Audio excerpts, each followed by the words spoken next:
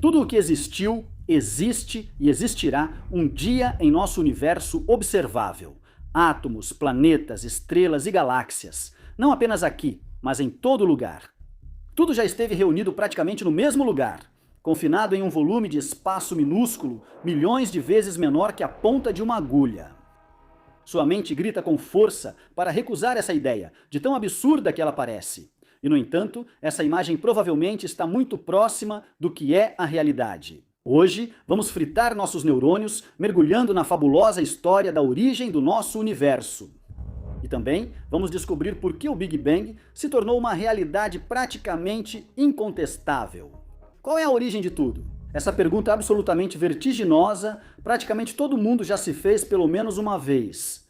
Culturas e religiões criaram cosmogonias, desde tempos imemoriais, para responder a essa questão, relatos mitológicos que explicam essa necessidade e a existência do universo. Mas esses relatos, por mais divertidos que sejam, não passam de histórias vindas da nossa imaginação na ausência de provas. E responder seriamente a esse enigma ficou fora de alcance por muito tempo. E então, no século XX, com o advento da ciência moderna, as coisas começaram a mudar um pouco. Porque agora somos capazes de traçar e contar a história da origem do universo e de seus primeiros instantes como nunca antes. Sente-se confortavelmente, coloque o cinto de segurança e prepare-se para mergulhar no funcionamento de um dos fenômenos mais desconcertantes que podemos encontrar em nosso universo, pois ele contribuiu para dar origem a ele e para moldá-lo. E se eu me sair bem, e depois de quebrarmos a cabeça juntos, quando este vídeo terminar, você não deverá mais enxergar o universo da mesma maneira. Mas vamos começar pelo começo.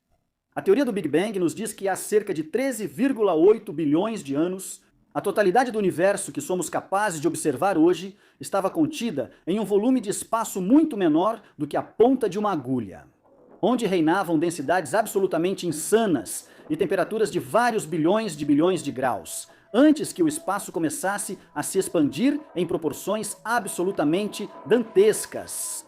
Essa afirmação, concordamos, parece totalmente insana.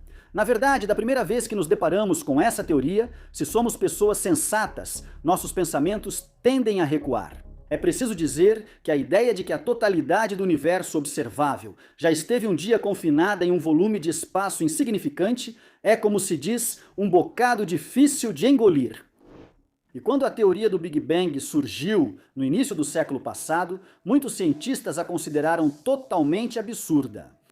E se chegamos a considerar que algo tão estranho realmente aconteceu, é porque essa teoria, embora contrarie o bom senso com a delicadeza de uma prensa hidráulica, acabou se mostrando a única capaz de explicar nossas observações, além de ser capaz de descrever com precisão o estado do universo primitivo.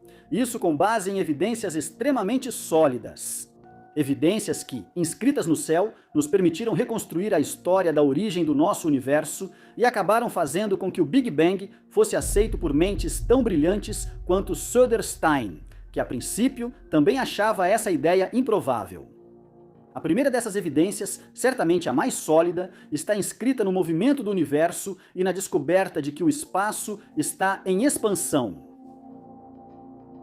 Na verdade, a ideia do Big Bang começou a surgir na mente de alguns cientistas no início do século passado. Ao desenvolvermos nossos telescópios, percebemos, ao explorar o espaço e estudar as galáxias distantes, que para onde quer que olhemos, não importa a direção do céu que estudemos, essas galáxias estão se afastando de nós em alta velocidade. Isso ocorre ainda mais rápido quanto maior a distância que nos separa. Em outras palavras, em grandes escalas do cosmos, todas as galáxias estão se afastando umas das outras, porque a quantidade de espaço entre elas não parou de aumentar ao longo do tempo. Essa descoberta incrível, que prova que o nosso universo está em expansão, você provavelmente já ouviu falar tanto sobre ela que talvez nem se surpreenda mais. Mas na época em que essas observações foram feitas pela primeira vez, elas colidiram de frente com as visões de mundo mais comumente aceitas, com a delicadeza de uma porta de ferro. É importante entender que a maioria dos astrônomos pensava, naquela época, que o universo era estático e imutável, que ele sempre foi como o observamos e que continuaria assim por toda a eternidade. Claro, aqui e ali, algumas estrelas podiam nascer e outras morrer, mas acreditava-se então que, em sua imensa vastidão, o universo como um todo sempre existiu. A descoberta do afastamento das galáxias em grande escala provou que o universo não é estático, como se pensava, mas dinâmico e em expansão. Agora que essa ideia se impôs a nós, vamos segui-la e desvendá-la até o fim de suas consequências.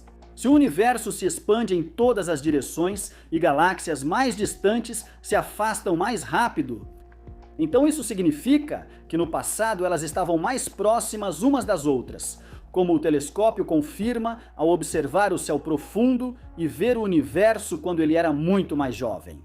No passado, houve um momento em que as galáxias estavam, em grandes escalas, 2 vezes mais próximas do que estão atualmente, outro momento mais distante no tempo em que estavam 4 vezes mais próximas e ainda outro em que estavam 8 vezes mais próximas. Enfim, você entendeu a ideia. Podemos nos divertir passando o filme ao contrário, rebobinando o universo, ou mais precisamente, reduzindo o tamanho do espaço no qual cabia, naquela época, tudo o que podemos ver hoje. E ao fazer isso, ao rebobinar a história do universo, percebemos que passamos progressivamente de um cosmos imenso, frio e relativamente vazio para algo surpreendentemente pequeno, denso e extremamente quente. Pois à medida que a distância entre os elementos diminui, a temperatura e a quantidade de radiação por volume de espaço só aumentam. Até aqui, você está acompanhando o raciocínio, mas vamos levar isso ainda mais longe. Ao reduzir cada vez mais a quantidade de espaço disponível, acabamos chegando ao ponto em que todo o universo está tão quente quanto a superfície de uma estrela. E a matéria contida nele fica tão compactada que nem mesmo a luz consegue circular. Ok, vamos fazer uma pausa por um instante. Dizer que, no passado, todo o nosso universo observável era mais quente do que a superfície de uma estrela, enquanto estava comprimido em um volume de espaço tão pequeno que nem mesmo a luz podia circular ali, é realmente um pensamento muito estranho. O mais estranho é que se o universo realmente passou por esse estado em tempos remotos, deveríamos encontrar vestígios disso, a prova inscrita no céu. O que acontece se, a partir desse estado quente e compacto, a gente rodar o filme no sentido correto, no sentido de uma expansão do espaço? Bem, o universo mergulhado na escuridão se dilata, ele esfria, e de repente, quase em todos os lugares ao mesmo tempo, toda a luz do mundo que antes estava presa se torna subitamente livre para circular. Assim, esse momento preciso em que o universo passou quase instantaneamente de opaco a transparente deve ter sido acompanhado por uma espécie de clarão luminoso banhando todo o cosmos. E esse clarão, essa luz que surgiu e cuja existência a teoria do Big Bang previa, acabou sendo encontrada. Aqui está o fundo cósmico de micro-ondas, também chamado às vezes de radiação fóssil ou CMB. Essa imagem é da luz mais antiga do universo, uma luz das origens que captamos por meio de radiotelescópios. Não importa a direção do céu que observamos, ela se propaga livremente pelo cosmos, desde o fim da noite dos tempos, desde o momento em que a luz pôde começar a circular pelo universo. Essa imagem está repleta de informações sobre o estado do nosso universo primitivo, e eu não vou me aprofundar muito nela, porque ela merece sozinha um vídeo dedicado. Lembre-se de que, mesmo analisando a questão da origem por todos os ângulos, a presença em cada ponto do espaço dessa radiação é quase impossível de explicar de outra forma, a não ser pelo fato de que o universo observável no passado tenha se encontrado por um momento em um estado extraordinariamente menor, mais quente e mais denso do que é hoje. Essa radiação fóssil é uma das provas mais sólidas do Big Bang, porque não depende de equações ou modelos, ela salta aos olhos. É só olhar para o céu, na faixa das ondas de rádio, para isso te atingir em cheio. Se essa radiação hoje está situada em uma faixa de comprimentos de onda imperceptíveis aos nossos olhos, se ela não faz todas as regiões do cosmos brilharem.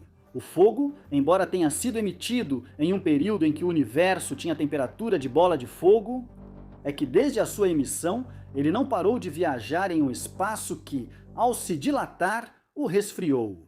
Assim, quando o universo passou de opaco para transparente, a intensidade da radiação que ficou livre para circular era considerável, e o universo inteiro estava então banhado por um poderoso brilho alaranjado que foi lentamente escurecendo, declinando para o vermelho, antes de sair do domínio do visível. Durusu Jeshil Dup. E depois de passar 13,8 bilhões de anos viajando em um espaço em expansão, a radiação fóssil perdeu seu brilho, a ponto de seus comprimentos de onda terem sido tão esticados que hoje ela nos chega sob a forma de um ínfimo sussurro de rádio cansado.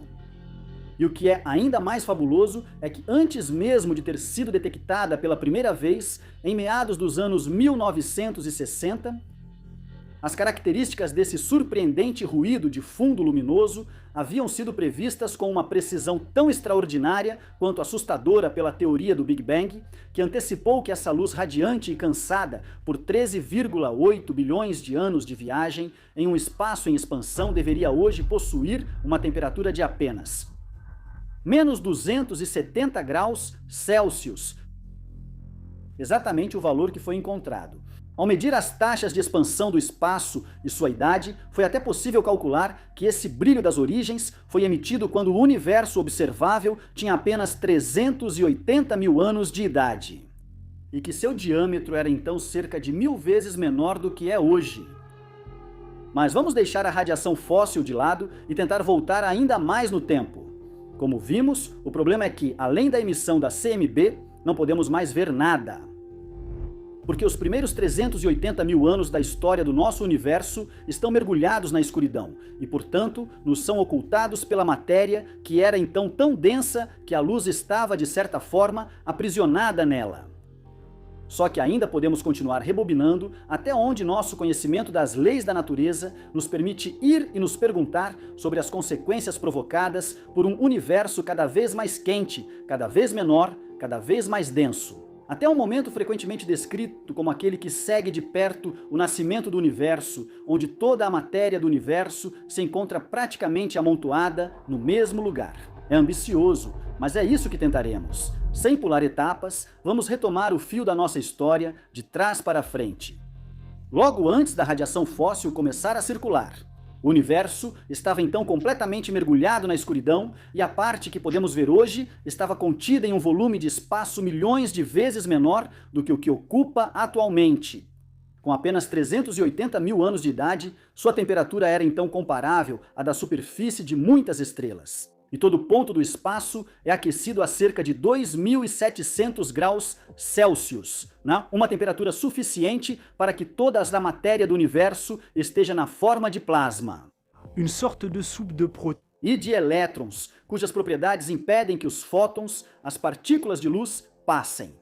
E se continuarmos a rebobinar o universo em direção ao início dos tempos, se a quantidade de espaço disponível continuar diminuindo e as temperaturas continuarem subindo, acabamos chegando a um momento de sua história situado a alguns minutos, no máximo, do hipotético ponto de partida, onde o universo inteiro se encontra submetido a condições tão infernais quanto as que reinam no coração das estrelas.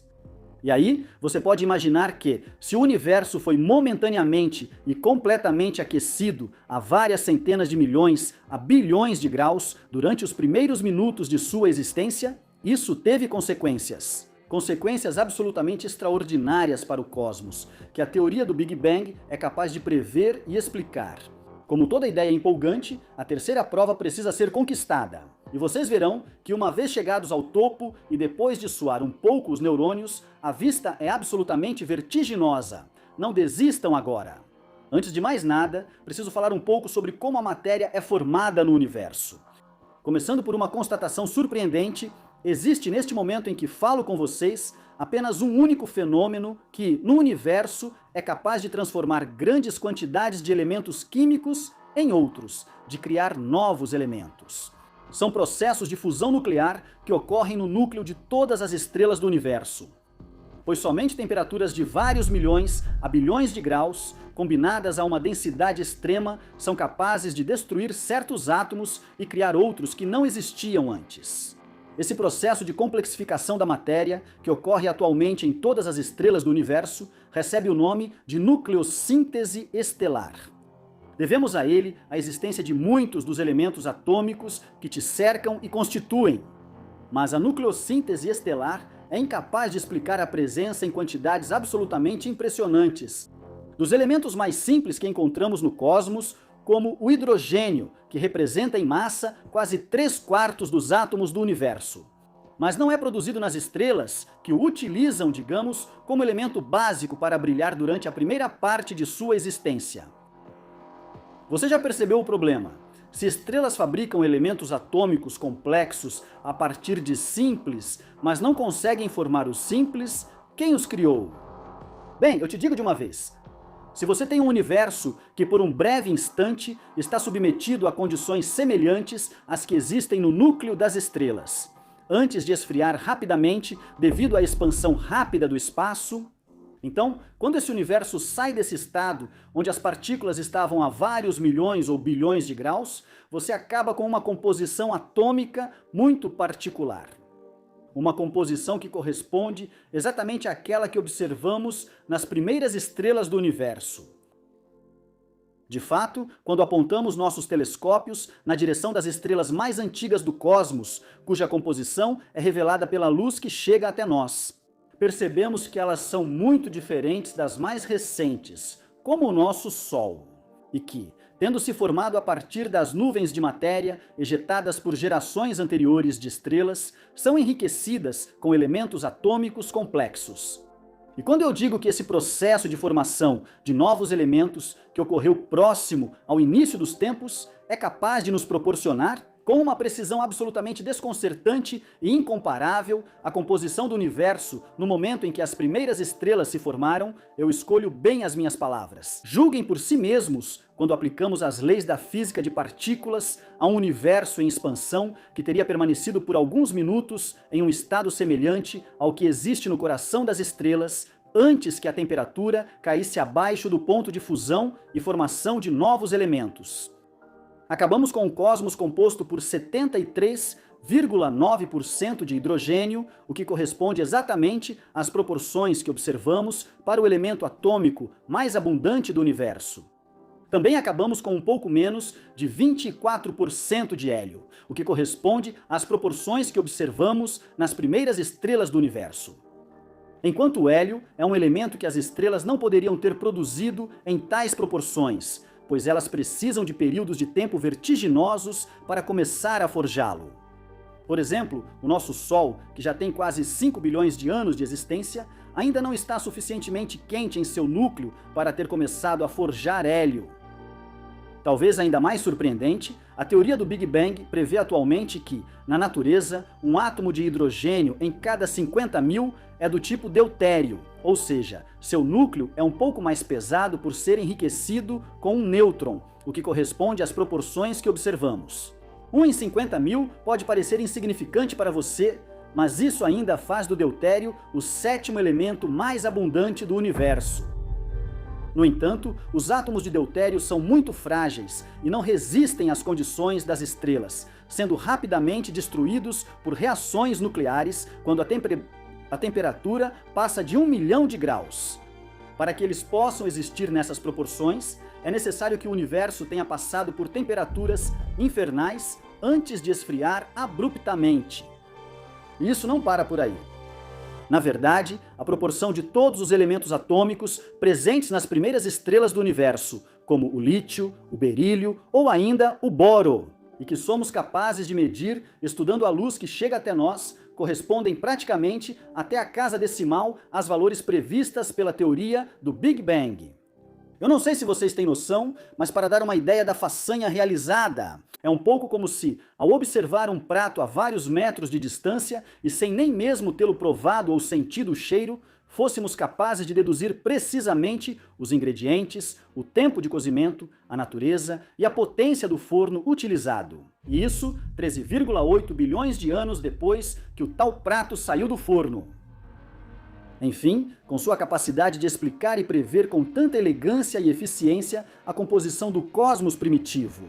A nucleossíntese primordial é o nome dado ao processo de formação de novos elementos nos primeiros instantes do universo. É a terceira grande prova que sustenta a estrutura da teoria do Big Bang.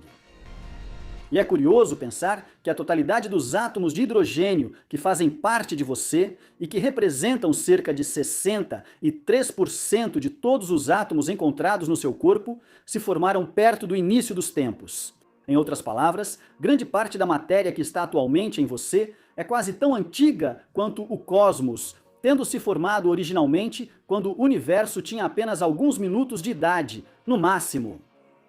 Eu prometi que a vista valeria a pena, e agora que chegamos ao topo, podemos retomar nosso mergulho, pois, estranhamente, ainda é possível continuar rebobinando o universo, considerando que a temperatura de vários bilhões de graus, que prevalecia no momento da nucleossíntese primordial, ainda é absolutamente insignificante.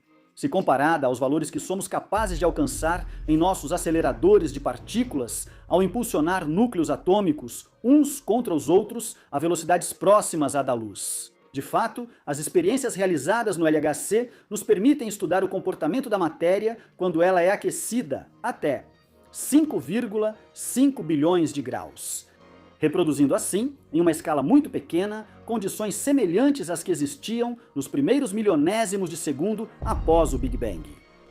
E para se aventurar além do limite do que nossos experimentos de física são capazes de reproduzir e tentar voltar ainda mais no tempo. Dependemos dos cérebros humanos e das teorias que criaram, que agora assumem sozinhas o papel principal.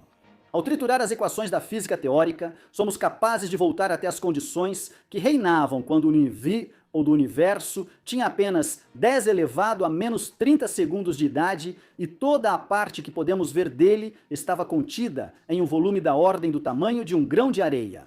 Além desse ponto, nossa compreensão das leis fundamentais da natureza começa a vacilar e elas começam a perder a capacidade de descrever o que está acontecendo até que nos deparamos com uma barreira que chamamos de Muro de Planck.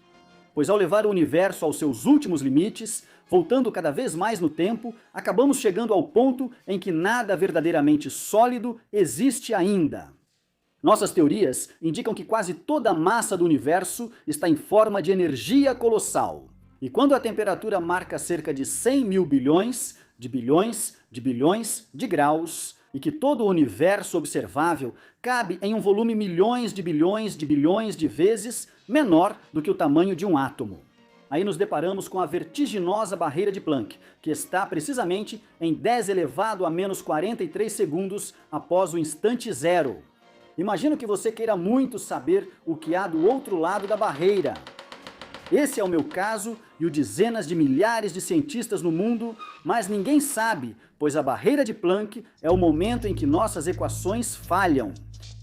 Essa barreira, portanto, é um limite que não é o instante zero, e esse instante, se é que existe, continua sendo inacessível até hoje. A física teórica descreve o que ocorre nas proximidades, mas não exatamente nesse nível, nem além dessa fronteira ainda intransponível. Quando falamos do Big Bang, na verdade não tratamos dos instantes iniciais do universo, pois desconhecemos o que há entre o tempo zero hipotético e quando o universo tinha 10 elevado a menos 43 segundos. Quando rebobinamos a história do universo, por mais longe que possamos voltar, a fita sempre para inevitavelmente, enquanto o filme já havia começado. Assim, a teoria do Big Bang não nos fala realmente sobre o nascimento do universo, pois nada nos permite afirmar que atrás desse muro está o seu começo. Para saber como é o que provavelmente se esconde do outro lado dessa cortina, precisaríamos de teorias físicas que ainda não existem hoje. Colocados contra a parede, nossa compreensão das leis da natureza, nossas equações, nos dizem que o tempo e o espaço não estão definidos ali, e que a densidade e a temperatura tendem ao infinito, dando origem ao que os físicos chamam de singularidade, um verdadeiro quebra-cabeça. De modo que, nesse nível, onde todas as distâncias teoricamente caem para zero, você pode se debruçar sobre a relatividade geral, que acabou se queimando ao entrar em conflito com a mecânica quântica, e jogar fora tudo o que você achava que sabia sobre a realidade, o bom senso, seu cérebro, os conceitos de começo e fim e a lixeira. Entre cada palavra das frases anteriores, você bate a cabeça na Muro de Planck e sente compaixão por quem trabalha nisso. E se você acha frustrante a ideia de não saber o que havia no início de toda a história, pode se consolar se maravilhando que algo tão pequeno quanto um cérebro humano é feito de partículas fundamentais que já estavam presentes no momento do Big Bang. E conseguiu só com o pensamento voltar tão longe. Apesar da presença desse muro, que em si é apenas uma espécie de demarcação do limite do nosso conhecimento. Por mais surpreendente e contraintuitiva que seja a teoria do Big Bang, todas as observações feitas até hoje vão ao encontro dela e nos provam que o universo passou por um estado extraordinariamente quente e denso. E devo dizer que gosto muito da ideia de que após décadas de acúmulo de evidências, o Big Bang seja hoje unanimidade entre os cientistas, mesmo que o lado inverossímil dessa teoria tenha por um tempo tornado difícil aceitá-la. A moral dessa história é que a natureza com N maiúsculo, se preferir, não se importa com o que achamos que é verdade. Ideias difíceis de aceitar e digerir às vezes são as mais deliciosas. E aqui, permita-me abrir um pequeno parêntese. Já consigo ver antecipadamente comentários surgindo aqui embaixo deste vídeo, muitas vezes escritos antes mesmo de assisti-lo, do tipo: "Ah, isso é só uma teoria". Só que, na ciência, a palavra teoria não tem absolutamente o significado que costumamos atribuir a ela no dia a dia. É um sistema de hipóteses que são coerentes entre si. Um conjunto de conhecimentos verificados e de regras lógicas que se articulam para explicar o que observamos. Assim, a teoria da relatividade geral, a da evolução ou do Big Bang estão entre os sistemas de pensamento mais robustos já produzidos pelo espírito humano até hoje. Eles foram testados por décadas de experiências e observações e são capazes de explicar praticamente tudo o que observamos em seus respectivos campos. Se quiser questionar essas teorias, precisará fazer mais do que comentar em um vídeo do YouTube. Aliás, há várias outras evidências tradicionais, além das que mencionei, relacionadas aos tamanhos e formas das estruturas do cosmos em larga escala ou à física de partículas. Se o tema te interessa, mergulhe nos livros de Jean-Pierre Luminez. Uma última coisa. Neste episódio, eu deliberadamente usei alguns atalhos e me permiti algumas licenças poéticas. Não tem jeito. E na esperança de me redimir, em um próximo vídeo, vamos abordar as ideias erradas que quase sempre giram em torno da imagem que fazemos do começo dos tempos. E vou tentar mostrar para vocês que, além das provas, a história do Big Bang é provavelmente mais desconcertante do que imaginam. Até lá, o universo agradece por você ter dedicado mais de meia hora da sua vida aos primeiros instantes da sua longa existência. Agora você pode fechar a internet e pular pela janela, a menos que seja o contrário. E antes de finalmente tocar o chão, lembre-se de se inscrever se ainda não fez isso, ativar o sininho e, se quiser, apoiar este canal no Taipei.